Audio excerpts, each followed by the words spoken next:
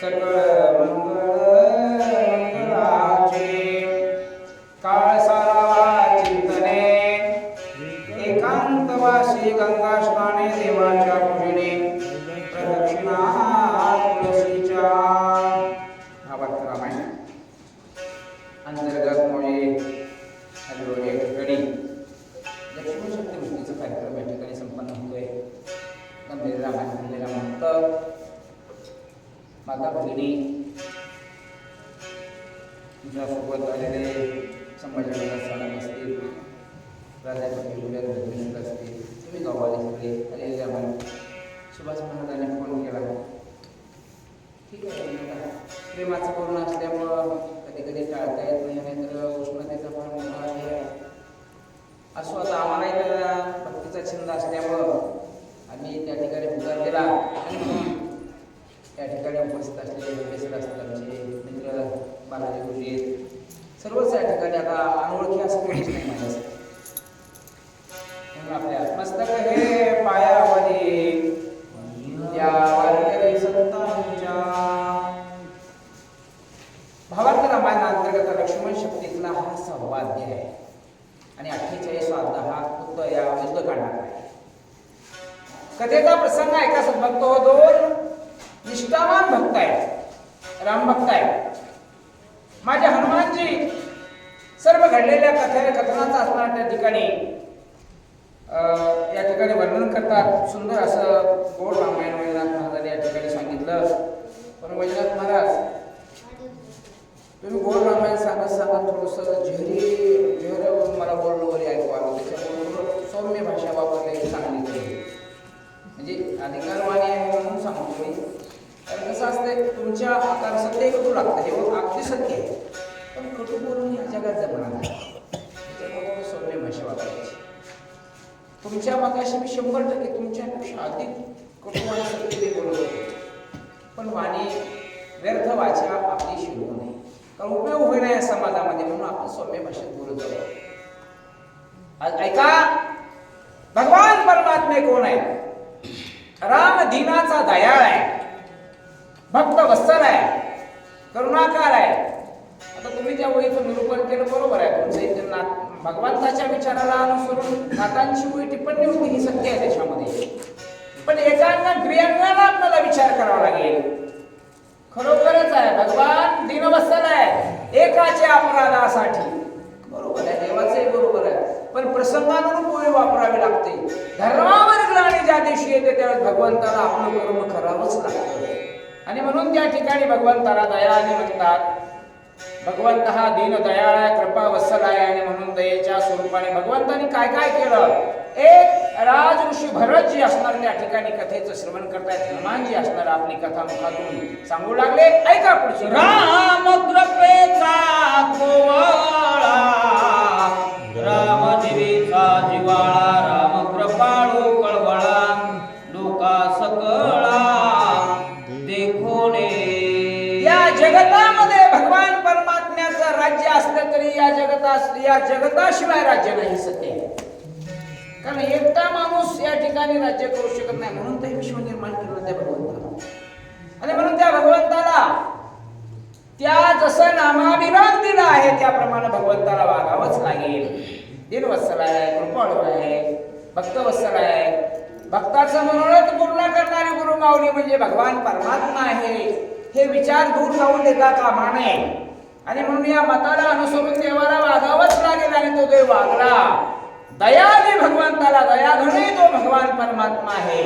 आणि म्हणून कृपा उपासल्याच्या नंतर भगवंताने आपले मताचं परिवर्तन, विचाराचं परिवर्तन केलं. रामे जगाची उत्पत्ती, रामे जगाची स्थिती गती, रामे जगाची विश्रांती, सचिन मूर्ती श्रीराम.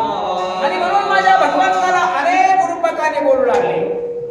सचिन मूर्ती भगवान आनंदाद्वय नित्य निरामय ठिकाणी ध्येय योगियाचे.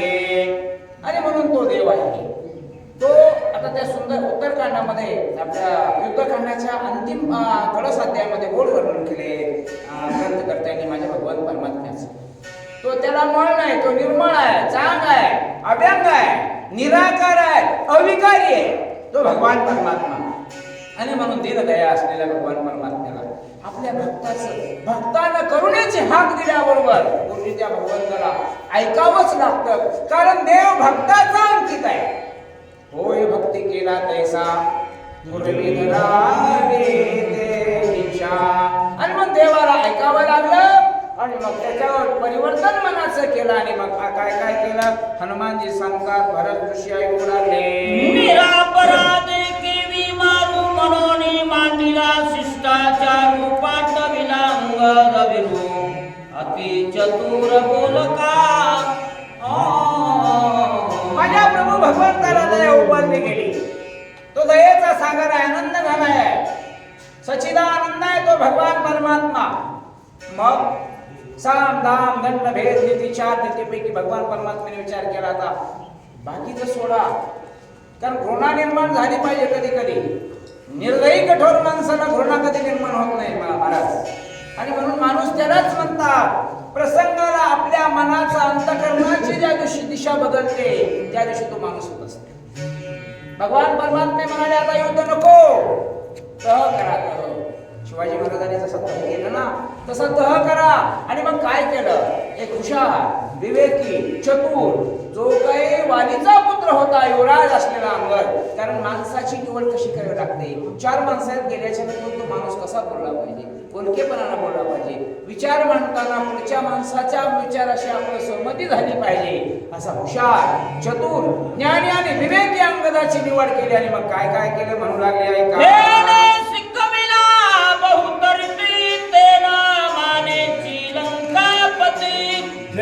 माग मांडली युद्ध ख्याती केली शांती राक्षसा. पायरी पायरीनं वर गेलं पाहिजे गुरुजी. माझ्या भगवान परमात्म्याचं मत होतं, निवड केली त्या ठिकाणी अंगदाची. पण एक लक्षात घ्या, ज्या दिवशी माणसाचं वाटोळं व्हायची वेळ आली, कुणीही सांगू द्या, माईनं सांगू द्या, बापानं सांगू द्या, चुलत्यानं सांगायचं, अख्या जगानं सांगू द्या, ते कुणाचंच ऐकत नाही. विनाशकाली विपरीत बुद्धी. वाईट व्हायचं झालं की काहीतरी दुर्बुद्धीच माणसाला सुचते. आणि तशी दुर्बुद्धी कुठं होती, रावणाकडे होती. त्याला अनेक कामे दादा गोष्टीने महाराजांनी मोकळं सांगितलं. अनेक महाराज सांगतात अहमपणा, मीपणा, अशा अनेक विचार त्याच्या मनामध्ये. मग बहुत रीती सायासानं शिकवलं, पण त्या रावणावर परिणाम काही झाला नाही. भगवान म्हणाले असं जमत नाही का.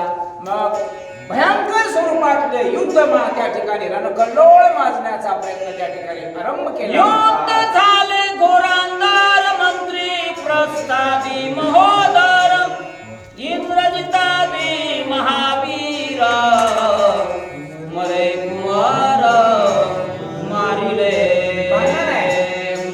एकमेकाच्या गळ्यात हार घालतात का नाही. घोरंदार ज्याचं अवर्णनीय अशा प्रकारचं युद्ध झालं गेलं. आणि त्या युद्धामध्ये कोण मेले, पुत्र मेले, पौत्र मेले, प्रधान मेले, मुलं गेले, मुलं, साम्राज्य गेलं. आणि म्हणून एक लक्षात घ्या, कधी आपण माणसाने सारासार विचार करायचा. पुढे हे सांगतात रामायणाचा सर्वांना विचार करायचा. कधीही जीवनामध्ये मागे घेण्याचा प्रयत्न करा. मी तुम्हाला बोलतो त्याच्याबद्दल मला असं काही वाटत नाही, पण मला आलेल्या कळलेल्या अनुभवावरून मी तुम्हाला बोलतो. 2 पावलं मागे घेतले की जीवन पुन्हा नाही. जगाला नाही चांगलं म्हणावं तर अंतःकरणाला तरी तो चांगला आहे एवढं म्हणणं इतकं तरी वागावं. आणि मग अनेक मेले गेले. ज्या दिवशी माणसावर संकट निर्माण होते त्यावेळेस त्याच्या जीवनाचा असणारा त्या ठिकाणी कोणत्या परिस्थितीला तो मनुष्य जातो हे सांगता येत नाही, ते विचारात मांडता येत नाही. लक्षात ठेवा. आणि म्हणून भयंकर युद्ध झालं. अरे ज्या रावणाचे पुत्र मेले त्यावेळेस रावणाची असणारी काय अवस्था झाली असेल, एवढं भयंकर दारुण दुःख झालं. आणि मग काय काय प्रसंग घडलाय का. महाभाऊ कुंभकर्णा उभा चिरिला बिंदूनी बाणा ते नाक कान कापून शिर कमळ दान छेदिले. बघा किती गोड रामायण शिकवतो. सामर्थ्यानं स्वतःच्या लढायला शिका. जो दुजियाची वाट पाहे त्याची कार्यसिद्धी न जाय. राजा रावणाला हंपना गर्व निर्माण झाला होता. केवढा बलाढ्य कुंभकर्ण होता. त्या कुंभकर्णाच्या जोरावरती मी ऐश्वर्य निर्माण करेन, सगळं विजय संपादन करेन. पण माझ्या रामाच्या भोवतीतले भक्त सामान्य नव्हते. कारण भक्त कुणाला म्हणावं, त्याला स्वतःची चिंता नसते, देहाची चिंता नसते, त्याला भक्त म्हणावं. देह जावो अथवा राहो. एका पांडुरंग माझ्या भगवान परमात्म्यावर त्यांची निष्ठा होती त्या लोकांची. त्यांनी सांगितलं, जगायचं असेल तर भगवंतासाठी जगायचं, मरायचंय असेल तर भगवंतासाठी मरायचंय. पण या कुंभकर्णाचे हाल काय केले? उभा चिरला बिंधोनी बाण, नाक कापलं, कान कापले, विटंबना केली आणि कुंभकर्ण मारला. त्याच्याबद्दल या रावणाला अधिक दुःख झालं. मग काय झालं? दुःख भारी दाई मुखी शंक करी, रावणा दुर्दशा थोरी, सुरासुरी धाकत्या काम. लंकेच्या राजाला रावणाचं ऐश्वर्य, त्याची अवस्था काय झाली याचं जरा थोडं आपण काय केलं पाहिजे, अवलोकन केलं पाहिजे. बंधू पुत्राचे दुःख भारी, हे तर दुःख झालंच होतं, पण भाऊ मेला याचं दुःख फार झालं. उभं याच्यात एक तरी शब्द आपण ऐकला पाहिजे. मेल्याचं दुःख नाही झालं तर नाही नका होऊ द्या, पण त्याच्या गोड येऊन नाही माणसं एवढी कटुता का?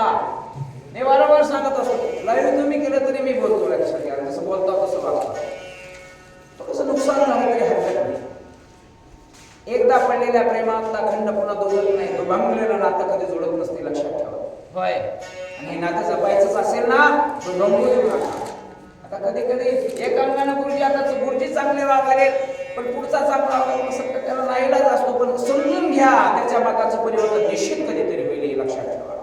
आणि म्हणून भाऊ मेला, भयंकर दुःख झालं. ज्याच्या बंदीखान्यामध्ये एवढं विश्व होतं, पण आज रावण म्हणतो माझी अवस्था काय झाली का? म्हणून माणसानं कोणतेही कार्य करण्याच्या अगोदर 100 वेळेस विचार करा आणि मग पाऊल टाका. ऐका पुढची कथा.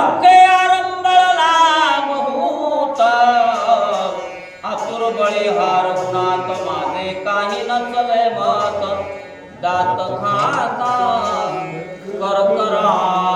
कोणताही कर्म करण्याच्या अगोदर विचार करा. विचार करून पुन्हा उपयोग होत नाही. मग राग आला, करकर असणारा त्या ठिकाणी दाता खाऊ लागला, हात चुरतोय. एकीकडची भावना आहे, मी ज्याला या दंडकारण्यामध्ये फिरणारा एक भिकारी किंवा एक संन्यासी ज्याला म्हणत होतो ना, पण आज मला त्याची प्रतीती आली, तो राम मला ऐकू शकत नाही, त्याच्या पुढे माझं काही चालत नाही. मग काय केलं पाहिजे? कूटनीतीच्या माणसांना कसं वागावं, कसं करावं भरपूर कळतं. पुढे रावणानं काय केलं? कुंभकर्ण रामे मारिला बिंदोनी बाण, इंद्रजित महावीर दारुण, सौमित्रे दान निवडीला. एवढं मोठं महान ऐश्वर्य ज्याच्याकडे होतं. कधी कधी सुधारणा आपल्याला आपल्या जीवनामध्ये, संसार उभारण्यामध्ये चालत असताना याचाही आपण आदर्श घेतला पाहिजे. राजा रावण कोण होता याच्यापेक्षा त्याची गती, तो कोणत्या गतीला गेला हे लक्षात घेऊन जीवन जगलं पाहिजे. कुंभकर्ण मारला, ज्याने इंद्राला बांधून आणलं होतं त्या इंद्रजिताला तो माझ्या लक्ष्मणानं मारला.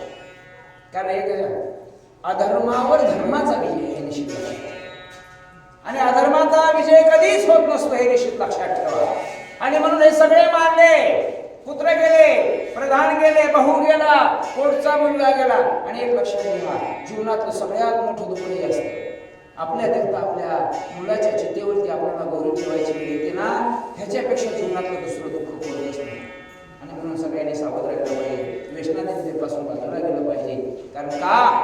कारण 80% मुलाला व्यसनाधीनतेनं वाईट होत आहे. आणि म्हणून एवढा मारला गेला, राजा रावण विचार करतो, मग कोणती नीती वापरायचा प्रयत्न करतो? प्रधान मारिले अगवे, सैन्य सैनानी गेले जीवे, एकले म्या काय करावे, रवी नागवे रघुनाथ.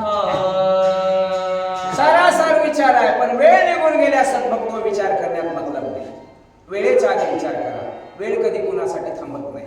राजा गेला, रंक गेले, देव आले, संत आले, पण वेळ कोणासाठी कधी थांबत नाही. आणि वेळेचा योग्य उपभोग घेतो तोच साधू आहे, तोच मनुष्य आहे, कोण मेले? सगळे मेले. पुत्र गेले, मुलं गेले, प्रधान गेले, बहु गेला. आता कुणाच्या सामर्थ्यानं लढू? आता मी लढू शकत नाही. एक येण्या काय करावे? ही अवस्था कुणाची आहे? ज्याचं 14 चौकड्याचं राज्य होतं. तुकाराम महाराज म्हणतात आता रावणाची संपत्ती किती होती? अपरिमित होती. त्याचं वर्णन करता येत नाही. मग ज्याला अशी दशा प्राप्त झाली, सामान्य पामराने बद्धाने कसं जीवन जगावं? ऐका. दात करकरा खात डोळे करकरा भवंडीत रागे दोन्ही हात छुरीत शक्ती